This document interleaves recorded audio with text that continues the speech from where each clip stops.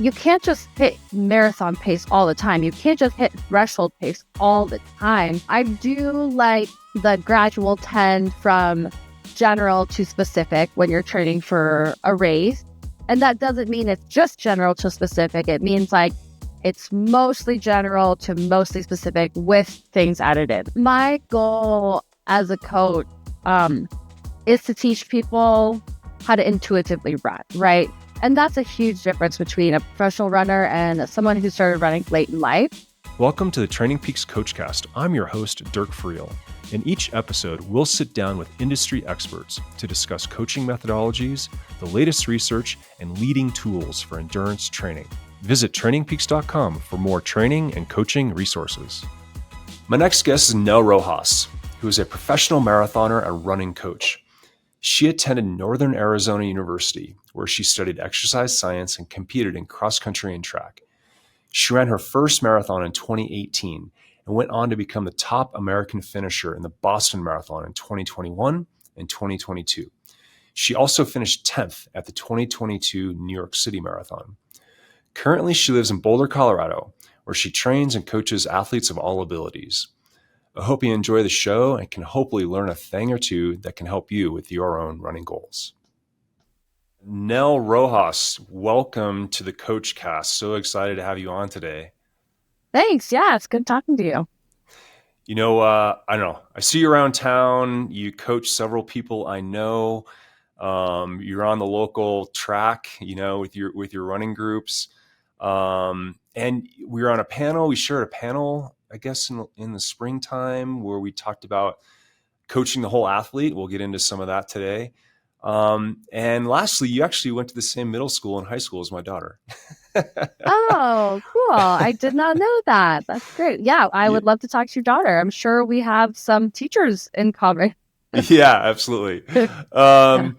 You know, but I mean, you have such a great resume of running, having won the Boulder. Your father was the very first Boulder 10K winner. I mean, such a big race locally here and in the nation.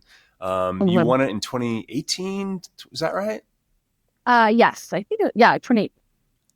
And then your dad was he won all kinds of races. He has I guess, world record, 15K and all kinds of things.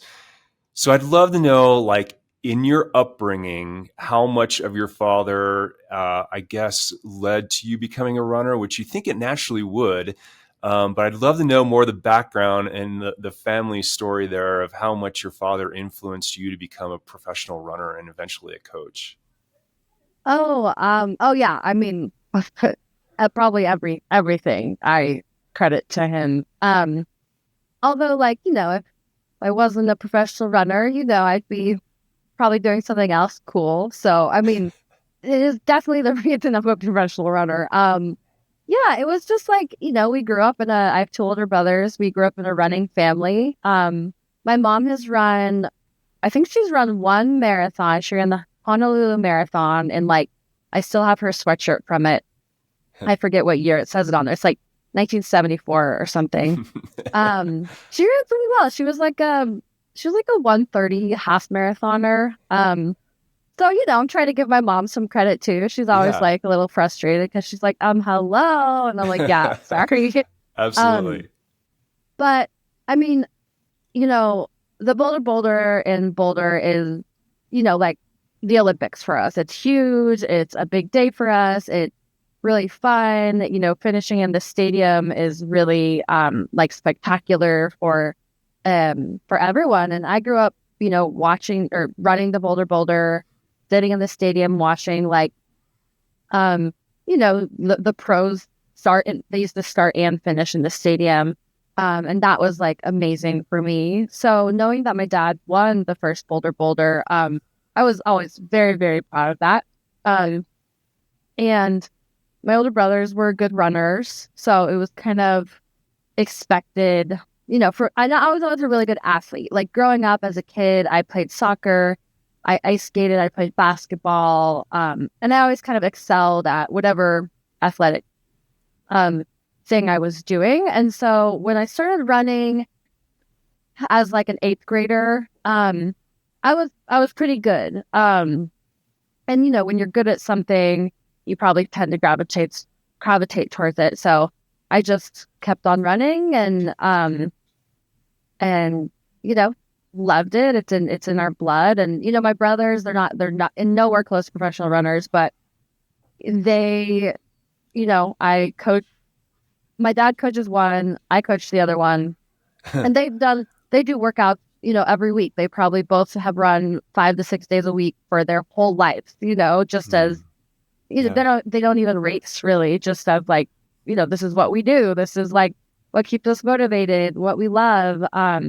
So yeah, I think it's, it, my dad has a huge part in it. And then when I started coaching, I graduated, from Boulder High and immediately he made me coach for him. So he's like, okay, you're coaching these people. So I'd be on the Got it. track, I'd start coaching them. Um, and then, yeah, he was like, now you can do whatever you want with running. I'm just here. Let me know what you want and I'll help guide you. And so since then, it's just been like me telling my dad, like, here are my goals. Can we get there? How can we get there? And he's like, okay, here's the plan. Here's what we need to do. Like my first marathon was CIM 2018. And he's like, now let's just like see if you like the distance. I want you just to like basically start jogging and like learn about it. And then like you have a 10-year career if you want. So we'll go from there if you like it. And that's kind of what I did. So didn't you ran in college as well? I did. Yeah. I ran at NAU. And what distance, what did you do there? I was a steeple chaser. Yeah. Um, Emma what? Coburn, local person you could test your grit against.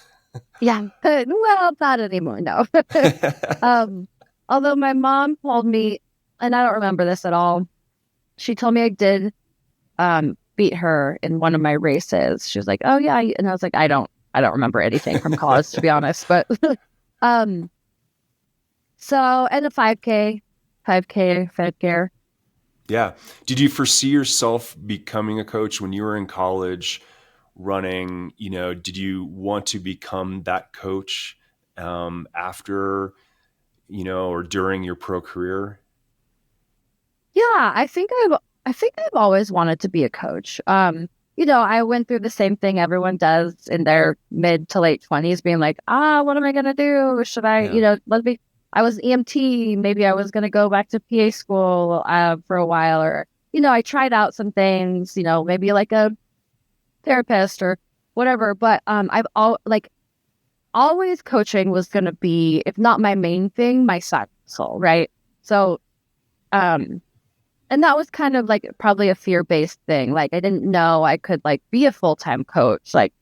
Um, and so I knew I would always be a coach, but in what capacity I didn't know. And I still like grapple with like, oh, should I go into college coaching after my pro career? Or should I try to like, I would love to like coach an elite team for like Nike or a shoe company. Or, I really do love coaching like right now, age groupers to like Olympic trials qualifiers. Like that's really fulfilling to me and I enjoy it. So it's just like, where do I want to take this? And this is like something that I, I want to set my future up well for when I'm done with my pro career so that I can take it wherever I want. And so I need to like start like funneling it in the right direction, but it's Yeah. still a work in progress. Well, yeah, you're still racing pro. We'll come back to coaching in a little bit, but you really kind of made your name around Boston. You were kind of meant to race Boston. You were the first American in Boston, 2 years in a row, 2021, 2022. You Mhm. actually got faster 3 years in a row. I did. Mhm. If I can quote your race times here, you went from a 227 to 225 to 224. So it's like somehow you figured out that course. Why does that course suit you? And is that true? Is that like the course you truly love to race? Yeah, um, that's a good question. I do love to race Boston. Um, it is a little for a professional or an elite. it's a little more confusing to race Boston, because it's a true race, right? Like Mm. you can't just like you have to have a balance between going out and running your own race and running smart and like doing your own tactics, but also like it's about beating people and it's about like um like if the race goes out super slow, it's like you can't, and that wasn't in your plan. Like you're not going to go out 100 meters ahead of everyone. You're just not. Hmm. So there's like I like that aspect about it is as a pro, like it's you have to play by what's going on in the race, but also run smart. Um and I think I mean, I'm good at hills. I'm a strong runner. I'm really good at downhills. My training partner is always like, give Nell a slight downhill and she will destroy everyone. And I'm like, yes, Yeah. true. So Right. Right. Yeah. I mean, those hills come late in Boston, right? Starting around mile 18 through 22 or something like that. yeah, I think it's like 15 through 20, but Yeah. something like that. So then how do you set yourself up? I mean, what are your tips for people that you coach that are going to Boston where you can't just look at your watch? It's not flat like tailwind the whole day, right? Mhm. How do you set yourself up for a good strong finish at Boston, knowing that's coming when you can't just look at your watch and the time splits? Yeah, I mean, my goal as a coach um is to teach people how to intuitively run, right? And Mhm. that's a huge difference between a professional runner and someone who started running late in life. Um, I truly can go off of feel for everything and know like this is the pace. I'm riding that line, but I can ride this line forever. And if I go 2 seconds this way, like I'm done in 2 miles. Yeah. So it's really like in each workout, day in and day out, it making sure they understand what we're getting at, making sure they understand what that feels by asking questions, by kind of explaining like threshold or explaining like this is like this is the pace you can sustain. Um and um and then also like, making sure that in the training, you're prepared specifically for those late hills. So like especially if you're in Boulder, I have some great Boston courses that if you can tackle those, like you will be prepared for Boston. Yeah. Do you find sometimes you have to train a newer athlete in terms of that intuition where you're seeing something in the data that's not translating into how they're pacing? And how does the data kind of match up with the mental side of the internal clock? And do you Okay. find learning scenarios sometimes where the data shows one thing, but they're pacing something different? Yeah, absolutely. I mean, there's a couple things you can look at in the data. Of course, heart rate is a big, so or a threshold, like a 10K threshold, right? And um, like mile 5, like their heart rate is basically at their max heart rate, um, it's like definitely something that's unsustainable for them. And then like the last 2 miles, they have to slow down, and their heart rate can't even get that high. Like it slows, like their heart rate goes Yeah. down. Yeah. And then you talk to them, and they're like, "Well, I think, um, I think I could have pushed through. I just like think I was mentally weak, And I'm like, no, like that was physical, or because a lot of times people they can't understand what's physical and what's mental, right? Right. And so I have to tell them, like, okay, I don't want that fourth mile, or I don't want anything in there. I want you to feel like you can go 5 miles longer or way harder, like RPE of 6 or 7. We have a scale I show them. Right. Um, and a lot of times what will actually happen, and I don't even have to look at heart rate or anything, is that they'll stop. Many times they'll just stop and they'll be like, I'll be like, hey, you stopped 5 times in the last 2 miles, and they'll be like, yeah, I just really needed to catch my breath real quick. Or I needed a drink of water. And I'm like, okay, well, you shouldn't really, unless like it's a hot day or there's something else going on, like you shouldn't really have to stop in this work. So usually they'll say something that, well, you'll be like, okay, you went too hard. Or Right. they'll say something where you're like, okay, you actually could have gone harder. Like if they're like able to just like speed up and slow down, speed up and slow down, and they're like yo-yoing. I'm like, that's usually a sign that it's too easy. So there are things you can look for. So are you building up a sense of like resilience as well, like training them that they can maybe go a bit harder than what they give themselves credit for? All the time. All the time. As a coach, it's having this bird eye view. There's two different kinds of runners, like runners that are like a little bit more fearful and they always think they're going too hard, or runners that like, don't understand how fast they can actually run.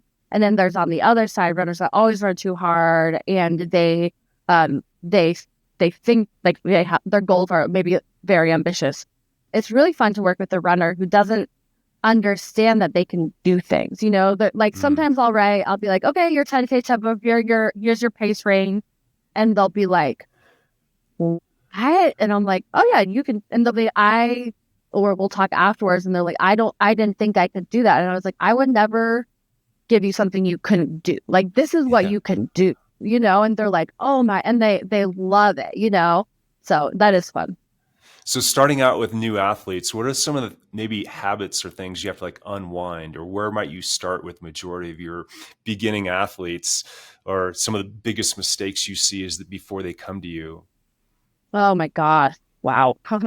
I mean, it's really like when I get an athlete, the first thing I have to do is understand kind of how they see running and where their perspective is coming from. Because like, say they fill out an intake form and um, they could like when someone starts to run as an adult, I think of them in running as when I was like 10 years old, right? They're learning all the same things when I was a kid. And that's where they're at. And that's okay. But it's like they could be 100% off of what they say. Like they could be like, oh, I am doing that. My easy runs are really, really, really easy. And then like, I'm like looking at them and I'm like, no, they're not. Like, that's not easy. Like, you shouldn't come back from an easy run and be like, assess it in the way like, I like, there's certain words that people say during easy runs. I'm like, oh, it's not about that. I can't think of it right now. But, Yeah. So first of all, understanding where they are with running. And then a lot of times, like the first couple of weeks, we'll just be like, I'm going to put this on your schedule. Let's see if you can even follow a swing. Simple. Let's see if you can even finish these easy runs. Let's see if you can give me feedback on them. And then let's see if let's teach you how to structure a work, like super easy things. And people even who have been running for a while, they don't really understand how to structure a workout. Warm up, like mobility, activation, warm up, dynamic drills, and then going into a workout. Typically, I like people to start very conservatively and work into, right? And so you finish strong. You're able to complete the workout. It's not a 10 out of 10 effort. It's a 7 out of 10 effort most of the time. And then a cool down, right? So it's like teaching people how to do that. And then it's asking questions. Hey, this whole workout, RPE 1 to 10, what was it? How do you feel during this one? Do you think you could have gone faster? Was that actually your 5K race pace when we did that 400? Like just questions, and that starts to get them thinking about it. And then what happens is they come to me with comments and questions. And then it becomes a dialogue where they're actually actively learning. Yeah, that's such a big key difference between just getting a training plan and getting a coach, right? I mean, Ugh, yeah. what is, I mean, I call a training plan like the X's and O's. Do this pace, Mhm. this long. But then that's it. I don't know. It feels like that's like 15% of the recipe. Yeah. I just put out some Boston training plans. Yeah. I wrote like a, there's no beginners in Boston. So like I wrote like three of Yeah. them, Mm-hmm. three different levels. And I'm like sitting here and I'm like, how are they going to do this without like this deep explanation and this conversation and this?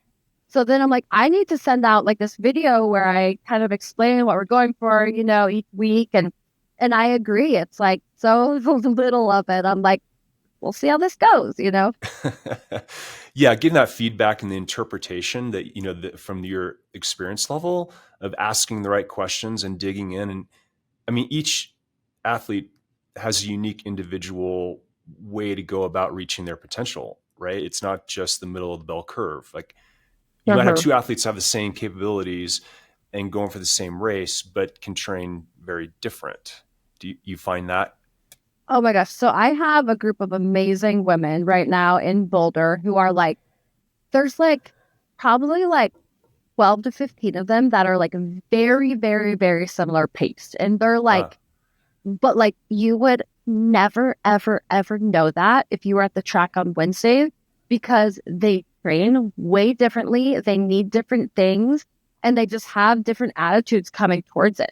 So it's like, mm, and when I write, so like when I write training on Wednesdays, there's probably like 5 different workouts going on, even though like mm, sometimes people are training for half, they're like the same pace training for half marathon, and I put them together when I can. But I'm like, well, she needs this, and so it's just yeah. it is so wild because like in my brain, I don't even realize that they're like the same, like they're about to run the same exact time in their half. I Right. was like, oh my god. Right.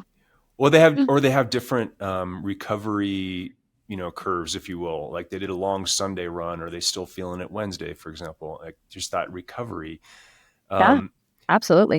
we did an internal study once within Training Peaks, and we didn't publish it, but I want to kind of get your feedback from it and your gut Cool. feel.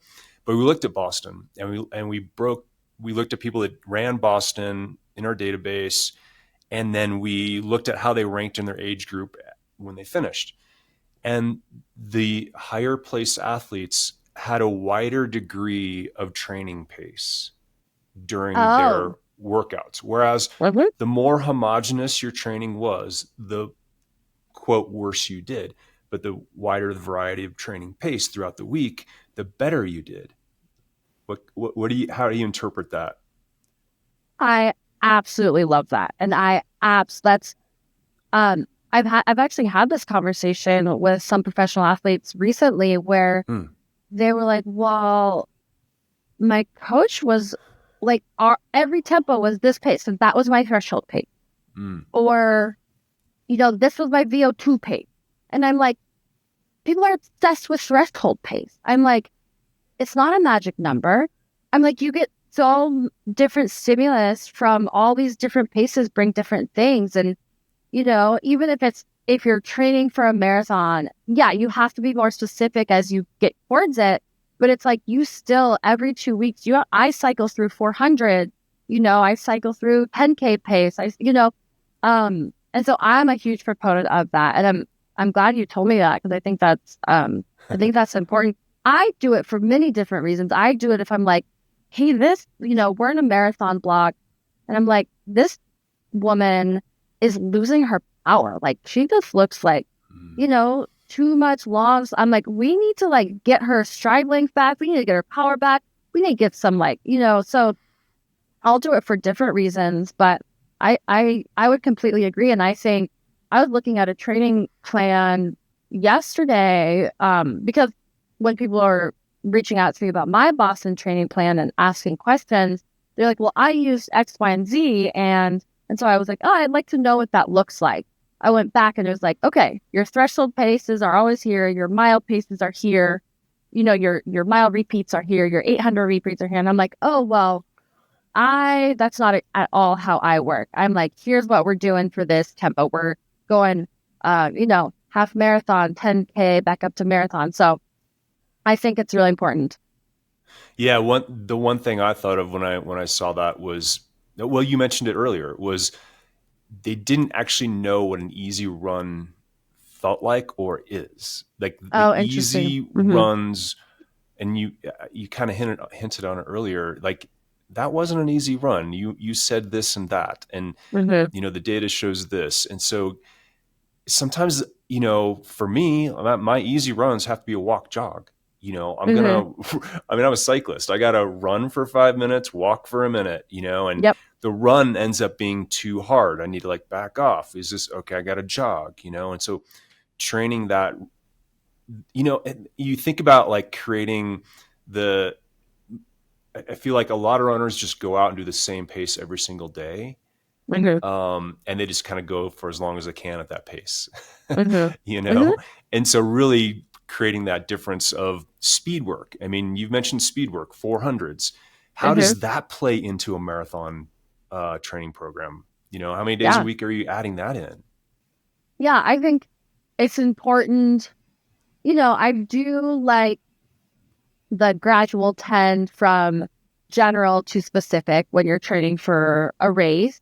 And that doesn't mean it's just general to specific. It means like it's mostly general to mostly specific with things added in. So Yeah. I like I like coming off a speed block before a marathon build. So you're raising your ceiling during this speed block. Um, you're really making room for that threshold to um kind of get higher, right?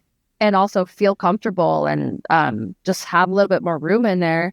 And then I like to touch on speed every 2 weeks during a marathon plan for a couple different reasons. Like, first of all, every 2 weeks, I write in a high quality long run, right? So that means 20 plus miles with marathon pace sprinkled in different ways. Um, so you can't just hit marathon pace all the time. You can't just hit threshold pace all the time. Like sometimes my 400s are in there to like have them focus on a workout and feel good about something so that they're not so focused on the volume or something super hard and thresholdy, but you can really like smartly and safely do 400 at a little bit faster pace, um, while the focus is going to be on the long run, right? So, maybe I'll do 400 at, down to 5K pace, down to 2 mile pace, where they're getting their turnover going. And then we'll come back and we'll do a bookend with some like a marathon pace, like mile, so that they can be like, whoa, marathon pace felt so easy, because Yeah. we kind of wound them up Yeah. for that marathon pace. And so, yeah, every 2 to 3 weeks, I'm not saying they're always 400, but, 1K, sometimes 200s. If you're doing Boston, it might be like mile repeats, 90-second mile repeat, or sorry, 90-second hill repeat. Yeah. Yeah. What you're kind of getting into the art versus science. How much would you say your coaching is art versus science? Um, let's see. No, no, her Yeah, first. there's no right answer, if you will, but it's great to see perspective. Yeah, I would say the science is built into the art, if that makes sense. Like when you come from a background, I'm also an exercise phys major.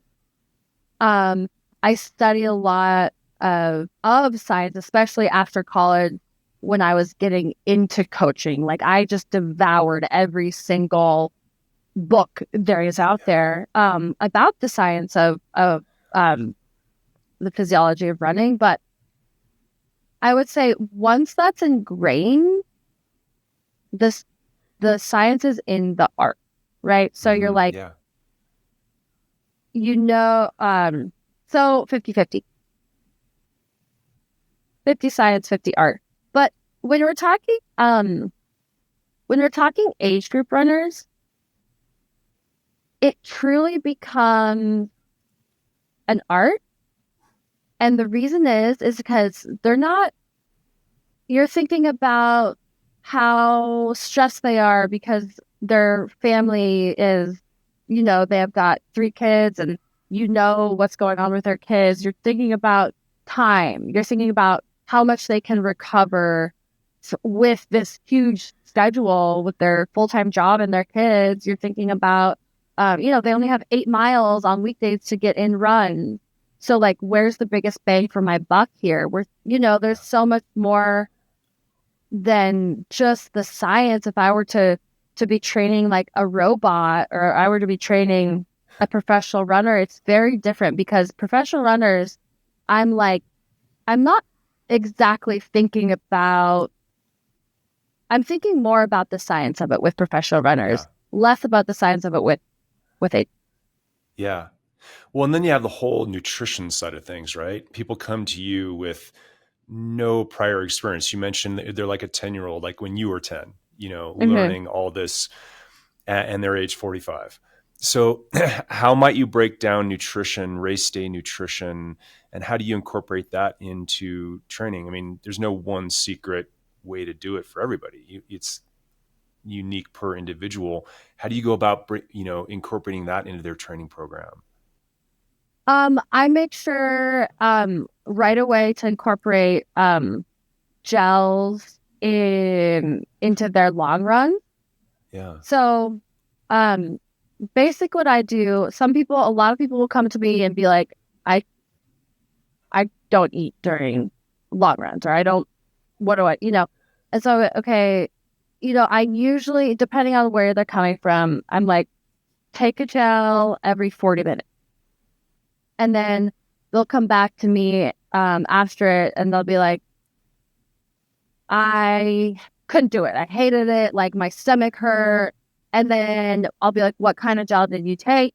And I'll be like, this is all in TrainingPeaks. So this is all, like, I always tell people, like, let's make sure we write everything in TrainingPeaks in the comment section on that run, so we can like go back and make sure that we keep track, right? Yeah. Um, and so, I'm like, okay, I think you should try. Do you see those balloons?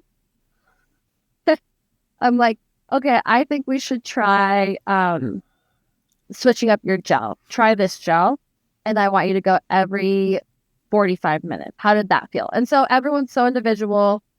I start with every 40 minutes. We either go less or more. I really, really try to get to minimum 60 carbs per hour, up to 100. That's unrealistic for most people during a marathon. Yeah. So 80 carbs per hour every 30 minutes is like what my goal is with every athlete, whether we get there or whether half of them are caffeine or one of them is caffeine. It's just like we test it from day one.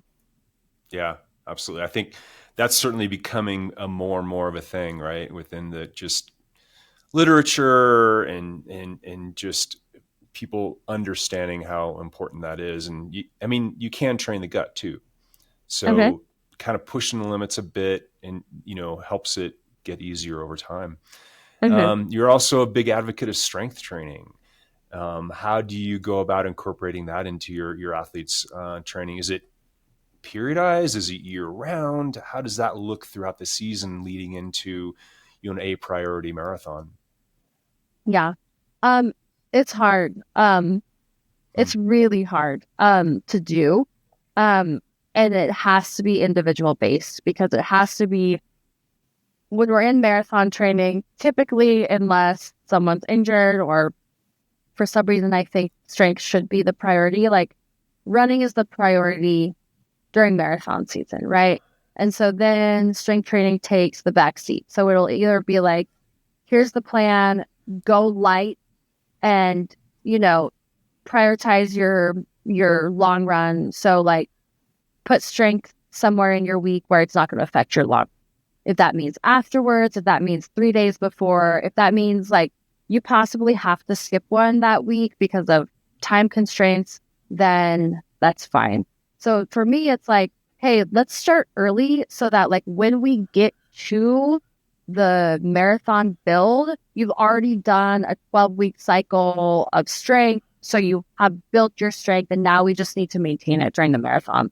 So I try to periodize it. So it's the most important thing before the marathon training build starts. And then it becomes the back seat where we're just maintaining. But, as a running coach, I have so much going on with just the running that, and strength training, I'm not there in person with people. It is something where like, you do have to be like, so what are you doing? Like, are you sure you're going light enough? Like, because I do have my strength program, I write my strength program, but if they implement it, if they have time to implement it, if they have the motivation to implement it, is a different question. So the first thing I ask people is like, hey, what is the easiest way for you to get in strength? Is it doing 15 minutes at your house? Is it going to the gym? Is it, is it going to a class? Is it, I'm like, what is the easiest way? And let's make sure that's in there, because just doing it, period, for me is better than not doing it. Yeah. So something's closely related to strength is like mobility. Do you work with people on mobility on a daily routine? Is this just warm up, or is it in the evenings at home? How do you view mobility? And like, that's a part of recovery as well. Yeah. I definitely have like a warm up that I like everyone to do where I'm like, there's mobility exercises in it. And I'm like, look, here's like 3 spinal mobility exercises. Here's 3 hip mobility. Here's 3 like lower body mobility. Pick 1 or 2 that resonate most with you, that you think you're benefiting most out of, and like do that before your runs. And then, there is like a mobility band, kind of accessory work that I have that I'm like, once again, I asked them like, can you just pick one at least and do it, like, so I do think it's important. But I also think it would be awesome if it could be individualized for the person. And that's a hard thing to do. So, yeah. Yeah. And how about testing? Do you do any kind of field testing? Is it, how do you view testing? Are you doing it monthly, or is it just the race day? How do you incorporate any kind of like test days? Yeah. We just do, this is a big conversation because, testing is really cool. It's very, people like it, people want it. People really value data. And I could tell you, it's funny because like, for me, I'm like, no, they want the data, but I could tell them their threshold range, and I could tell them what they're going to run. And I could tell them everything they need to know without it, but like, they want it. So basically, it's just races. I don't do any like lactate threshold, like, blood tests. And I do say like, if you want to get one here, like in my last newsletter, it was like, here's my experience with them. I've had good experiences and I've had bad experiences. And the hardest part about getting testing is that then taking that information that you did on the treadmill and implementing it in your training plan. Because I've had some like ludicrous people be like, well, he told me I should run, but either runs at 12:30 pace to keep my heart. And I'm like, no, how are you going to, or I was told, I specifically, Jerk, was told, this was like 2 years ago, to add, it was like, I want 50% of your mileage, your easy mileage, to be at 6:10 pace. And I'm like, so you want me to add, you just want me to up 45 miles to 6:10 pace that I'm running at 7 minute to 8 minute pace. I'm like, that's crazy. So it's like, it's like, I'm like, beware who you're working with, because if they don't understand running, then they're, because it might be a cyclist. It might be a cyclist, and cyclists could maybe do that, maybe get away with doing some of these things. But I'm like, you have to understand running and understand like why we're doing what. And it's not all science, we're trying to keep you, number one goal is always like staying healthy, right? Yeah. So it's like the Yeah. reason we're not training like an elite runner is because we want you to stay healthy. Yeah. Well, along those lines, what about cross training? You mentioned cycling, but do you see folks benefit from adding any kind of other activities, whether it be swimming or cycling at some point within their training program? Even for older athletes to kind of bring down that stress level. Older athletes, 1000%. I think it benefits them so much. And I've seen athletes be able to stay consistent and have good results, because it's all about consistency, right? So, and then, I've had some, depending on the athlete, if they like cross training, if they can't handle so many miles because they get injured, if they have time for some extra cross training. So yes, depending on the athlete, I would say most of my athletes do not cross train, because they don't want to and they don't like it, and they can get away with it. So I'm like, they can handle it. Yeah. Yeah. So tell us more about your business. You mentioned you have I think you have a women's group. You mentioned the Wednesday night track is what you mentioned today. What kind of services do you offer, and what kind of athletes are you coaching? Well, it's not women, but it's mostly women. Okay. Just because that's who gravitates towards me, which is great. But we do have a men's group too. But it's Wednesday mornings, track group at Centennial Middle School, and it's like one of my favorite. I mean, it's like my favorite morning of the week. Like, it's Nice. just, we have so much fun. We worked really hard. The women are really supportive and of each other and work together well. So that's one of my favorite days. And anywhere from beginners, honestly, to like people who want to qualify for the Olympic trials is kind of that rate. And then, so I'd say like half of my people are in Boulder, and then half I just coach remotely through TrainingPeaks. Yeah. And then I think but really, I mean, I do some corporate coaching for like the Boulder Thon. And then for like the Boulder, we'll do some like training groups, like specifically for that. But yeah, I always have something, I'm scheming something. So yeah. So, and you have a training camp too, right? Do you have like some annual camp that people come in for? Yeah, well, this last year was my first camp we did in Boulder, and it was about 30 people. It was really fun. It was an adult running camp, and it was just like, it was awesome. We had so much fun. We did a lot of great training. We went to like a lot of the iconic places in Boulder. I learned a lot. Like, people were like, I'm ready. I want to come back next year. They were like, I'm so excited for next year. But then they were also like, do you have like a feedback form? I'm like, Okay. no. I'm like, I learned. Believe me, that was my first year. I know exactly what I'm doing differently. I know what I did wrong. I'm like, I get it. Okay, I hear you. I don't need your feedback. So, yeah. So then the local athletes, is that it's all inclusive? I mean, if you're local, feel free to show up to the track on Wednesdays. Mhm. Or do some athletes just show up for that and they're not getting a training program from you the rest of the week? Yeah.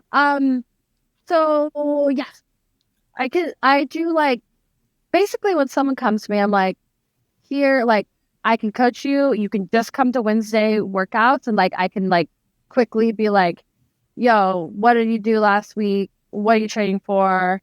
Here's your workout. Here are your paces. Feel free to drop in on Wednesdays. Most of the athletes on Wednesdays I do coach. And they come. And then I don't coach on the weekends, but typically they will meet on the weekend Okay. and do like their threshold tempo run. A lot of times I'll see them because I'll be out there doing mine.